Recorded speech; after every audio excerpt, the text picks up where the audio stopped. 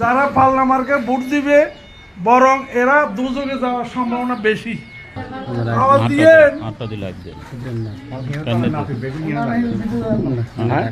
আপনারা কেমন আছেন গো? আলোচনা করতে আসছি। আমার নাম শুনছেন নি?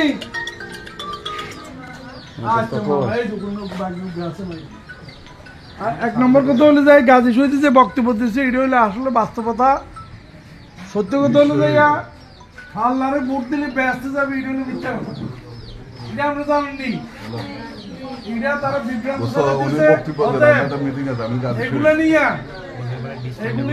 আপনারা কখনো বিভ্রান্ত হবেন না, অন্য মহিলাদেরকে বিভ্রান্ত দিবেন না।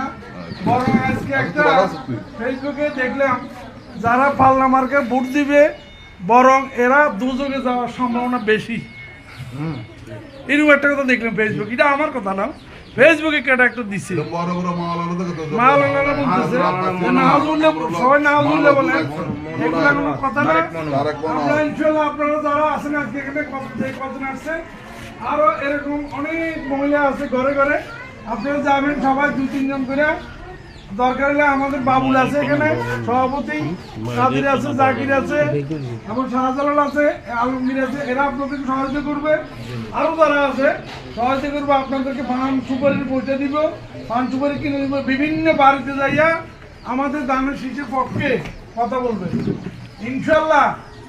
আগামীতে সারা দেশে বিএনপির যে অবস্থা আছে এখন, নির্বাচন হলেই বিএনপি, আমাদের কোনো অস্তিত্ব কোথাও নাই, শুধু সজ্জা নামে একটু খলখলানি আছে, আর কোথায় আছে কিনা সন্দেহ আছে।